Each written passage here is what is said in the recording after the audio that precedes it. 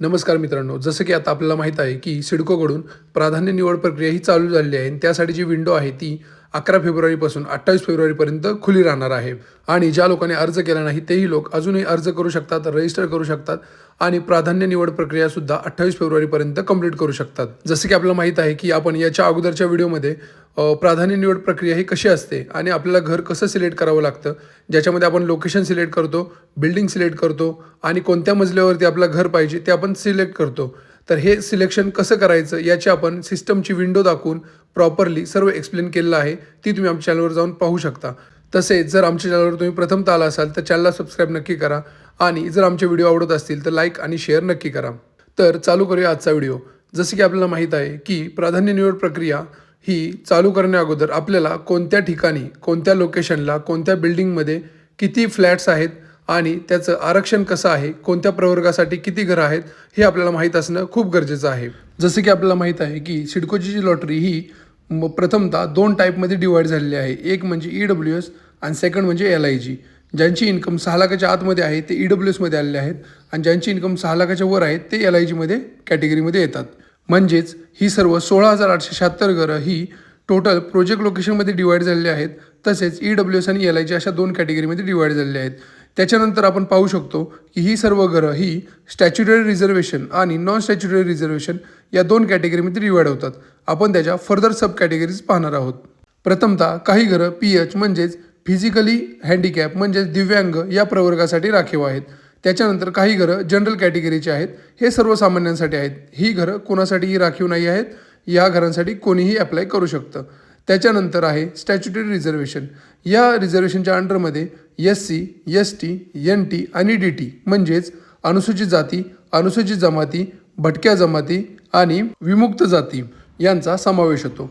याच्यानंतर आपण पाहू शकता नॉन स्टॅच्युटरी रिझर्वेशन म्हणजेच असंविधानिक किंवा अवैधानिक आरक्षणसुद्धा याला आपण म्हणतो. या आरक्षणामध्ये आपण पाहू शकता PAP म्हणजेच प्रोजेक्ट अफेक्टेड पर्सन म्हणजेच याला आपण प्रकल्पग्रस्तसुद्धा म्हणतो.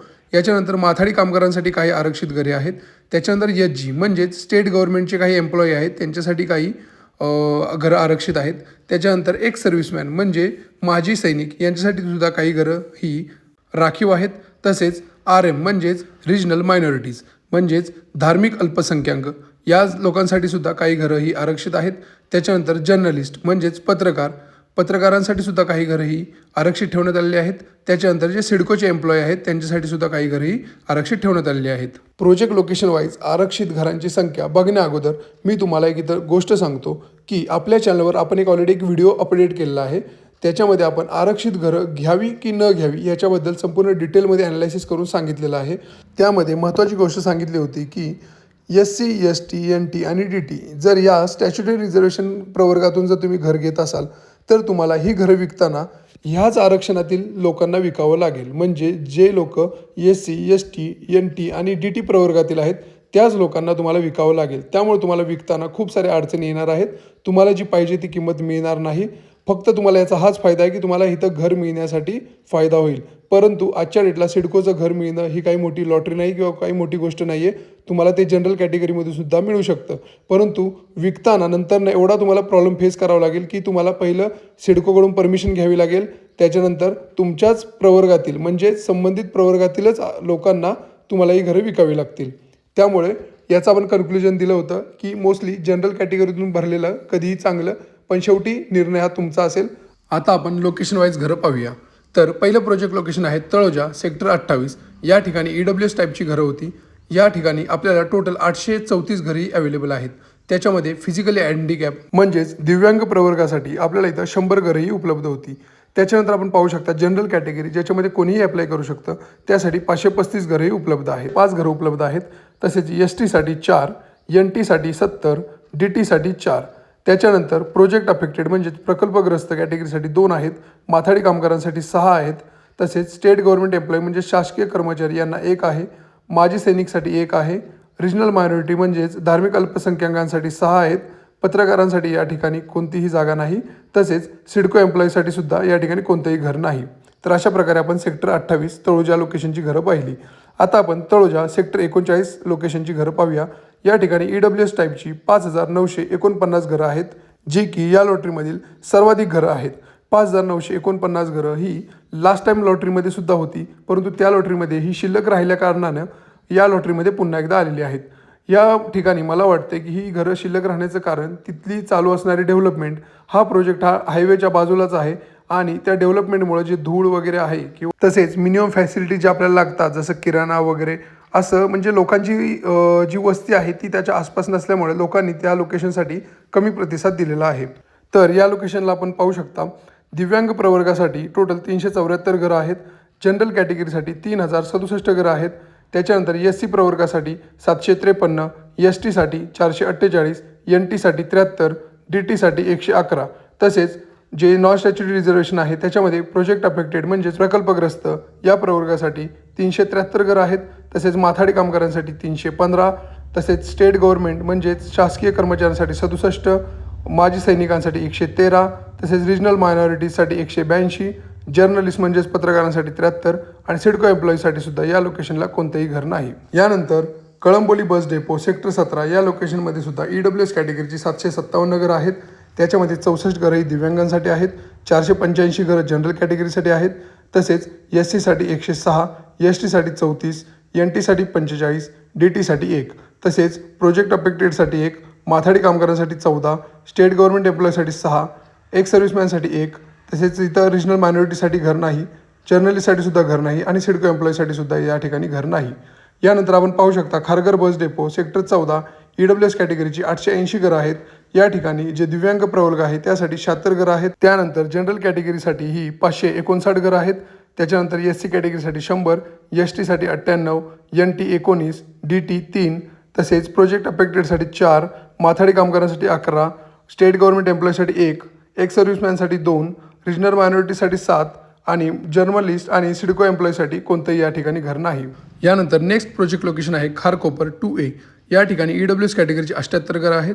यामध्ये दिव्यांग प्रवर्गासाठी 17, जनरल कॅटेगरीसाठी 45, SC कॅटेगरीसाठी 11, ST 1, NT 3, DTसाठी या ठिकाणी घर नाही. तसेच प्रोजेक्ट अफेक्टेडसाठी सुद्धा घर नाही. माथाडी कामगारांसाठी 1, SGसाठी म्हणजे स्टेट गव्हर्नमेंटसाठी सुद्धा घर नाही. एक सर्व्हिसमॅनसाठी सुद्धा नाही, RMसाठी नाही, तसंच जर्नलिस्ट आणि सिडकोसाठी सुद्धा नाही. यानंतर नेक्स्ट लोकेशन आहे खारकोपर 2B. या ठिकाणी EWS कॅटेगरीची 78 घरं आहेत. फिजिकली हँडिकॅप म्हणजे दिव्यांगासाठी 15, जनरल कॅटेगरीची 42 घरं आहेत. SC कॅटेगरीसाठी 12, त्याच्यानंतर ST कॅटेगरीसाठी घर नाही. त्यानंतर NT कॅटेगरीसाठी 5, DTसाठी घर नाही. तसेच प्रोजेक्ट अफेक्टेड म्हणजे प्रकल्पग्रस्त कॅटेगरीसाठी सुद्धा घर नाही. माथाडी कामगारांसाठी 1 घर आहे. तसेच शासकीय कर्मचाऱ्यांसाठी सुद्धा 1 घर आहे. तसेच एक्स सर्व्हिसमॅनसाठी घर नाही. तसेच रिजनल मायनॉरिटीसाठी सुद्धा 2 घरं आहेत. तसेच जर्नलिस्ट आणि सिडको एम्प्लॉई यासाठी सुद्धा या ठिकाणी घर नाही. यानंतर बामणडोंगरी या लोकेशनसाठी EWS कॅटेगरीची टोटल 219 घरं आहेत. त्यामध्ये 146 घरं ही दिव्यांगांसाठी आहेत. जनरल कॅटेगरीची 42 घरं आहेत. SCसाठी 15, ST 5, NT 4 आणि DTसाठी 2 घरं आहेत. तसेच प्रोजेक्ट अफेक्टेड म्हणजेच प्रकल्पग्रस्तांसाठी 1, माथाडी कामगारांसाठी 1, नंतर स्टेट गव्हर्नमेंट एम्प्लॉईसाठी 1, त्यानंतर एक सर्व्हिसमॅनसाठी या लोकेशनला घर नाही. रिजनल मायनॉरिटीसाठी 1, जर्नलिस्टसाठी 1 आणि सिडको एम्प्लॉईसाठी सुद्धा या लोकेशनला घर नाही. यानंतर नेक्स्ट लोकेशन आहे तळोजा सेक्टर 37. या ठिकाणी LIG कॅटेगरीची 463 घरं आहेत. त्यामध्ये 38 घरं ही दिव्यांगांसाठी आहेत. 299 घरं जनरल कॅटेगरीसाठी आहेत. SC 54, ST 3, NT 36, DT 2, तसेच प्रोजेक्ट अफेक्टेड 2, माथाडी 4, SG 15, ex serviceman 4, regional minorities 6, जर्नलिस्टसाठी 0 आणि सिडको एम्प्लॉईसाठी सुद्धा 0. यानंतर नेक्स्ट लोकेशन आहे तळोजा सेक्टर 37 LIG B. या ठिकाणी फक्त 3 घरं आहेत. जनरल कॅटेगरीसाठी 1 आहे, SCसाठी 1 आहे आणि एक सर्व्हिसमॅन म्हणजेच माजी सैनिकसाठी 1 घर आहे. यानंतर नेक्स्ट लोकेशन आहे पनवेल बस टर्मिनस. या ठिकाणी LIG कॅटेगरीची टोटल 47 घरं आहेत. त्यामध्ये 6 घरं दिव्यांगांसाठी आहेत. तसेच जनरल कॅटेगरीसाठी 26, SCसाठी 6, STसाठी 1, NTसाठी 3, DTसाठी 0. यानंतर प्रोजेक्ट अफेक्टेड प्रवर्गासाठी 1, तसेच माथाडी कामगारांसाठी 0, स्टेट गव्हर्नमेंट एम्प्लॉईसाठी 3, एक सर्व्हिसमॅनसाठी 0, रिजनल मायनॉरिटीसाठी 1, तसेच जर्नलिस्ट आणि सिडको एम्प्लॉईसाठी येथे घर नाही. यानंतर नेक्स्ट लोकेशन आहे मानसरोवर रेल्वे स्टेशन. या ठिकाणी LIG कॅटेगरीची 131 घरं आहेत. यामध्ये 25 घरं ही दिव्यांगांसाठी आहेत. 57 घरं ही जनरल कॅटेगरीसाठी आहेत. SCसाठी 20, STसाठी 1, NTसाठी 10, DTसाठी 2, तसेच प्रोजेक्ट अफेक्टेडसाठी 0, माथाडी कामगारांसाठी 2, शासकीय कर्मचाऱ्यांसाठी 7, तसेच एक्स सर्व्हिसमॅनसाठी 3, रिजनल मायनॉरिटीसाठी 3 आणि जर्नलिस्टसाठी 0 आणि सिडको एम्प्लॉईसाठी या ठिकाणी 1 घरं आहे. यानंतर नेक्स्ट लोकेशन आहे खांदेश्वर रेल्वे स्टेशन. या ठिकाणी LIG कॅटेगरीची 407 घरं आहेत. त्यामध्ये दिव्यांगांसाठी 54, जनरल कॅटेगरीची 219, तसेच SC साठी 60, ST साठी 6, NT साठी 28, DT साठी 4, तसेच प्रोजेक्ट अफेक्टेडसाठी 2, माथाडी कामगारांसाठी 7, तसेच स्टेट गव्हर्नमेंट एम्प्लॉयसाठी 15, एक सर्व्हिसमॅनसाठी 6, रिजनल मायनॉरिटीजसाठी 5, तसेच जर्नलिस्टसाठी 1 आणि सिडको एम्प्लॉईसाठी 0. यानंतर नेक्स्ट लोकेशन आहे खारघर बस टर्मिनस. या ठिकाणी LIG कॅटेगरीची 70 घरं आहेत. त्यामध्ये 5 घरं दिव्यांगांसाठी आहेत, 46 घरं जनरल कॅटेगरीसाठी आहेत, SC साठी 6, ST साठी 4, NT साठी 1, DT साठी 1, तसेच प्रोजेक्ट अफेक्टेडसाठी 0, माथाडी कामगारांसाठी 1, तसेच शासकीय कर्मचाऱ्यांसाठी 2, त्यानंतर एक सर्व्हिसमॅनसाठी 0, नंतर रिजनल मायनॉरिटीसाठी 4, नंतर जर्नलिस्ट आणि सिडकोसाठी या ठिकाणी सुद्धा घरे नाहीत. यानंतर खारकोपर ईस्ट प्लॉट नंबर 3 या ठिकाणी LIG कॅटेगरीची 838 घरं आहेत. त्यामध्ये 96 घरं ही दिव्यांगांसाठी आहेत, 447 घरं जनरल कॅटेगरीसाठी आहेत, 124 घरं SC साठी आहेत, ST साठी 119, NT साठी 18, DT साठी 0, प्रोजेक्ट अफेक्टेडसाठी 2, माथाडी कामगारांसाठी 1, शासकीय कर्मचाऱ्यांसाठी 18, एक सर्व्हिसमॅनसाठी म्हणजेच माजी सैनिकांसाठी 7, RM म्हणजेच रिजनल मायनॉरिटीसाठी 6 आणि इथे सुद्धा जर्नलिस्ट आणि सिडकोसाठी घरे नाहीत. यानंतर वाशी ट्रक टर्मिनस या ठिकाणी LIG कॅटेगरीची 2120 घरं आहेत.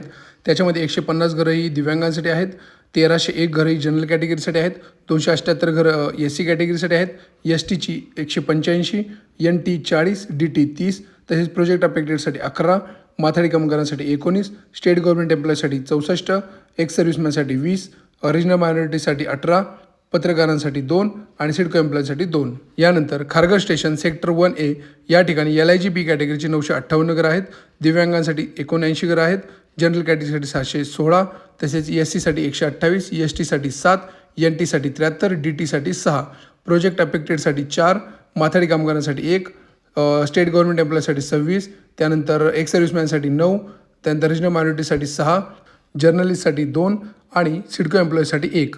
यानंतर खारकोपर सेक्टर 8A या ठिकाणी LIG कॅटेगरीची 896 घरं आहेत.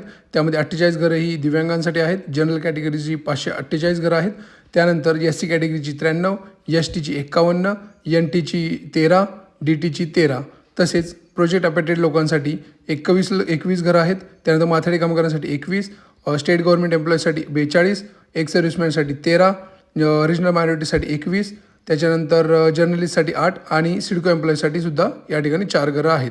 यानंतर Kharkopar plot number 3 extension sector 16 या ठिकाणी LIG कॅटेगरीची 723 घरं आहेत.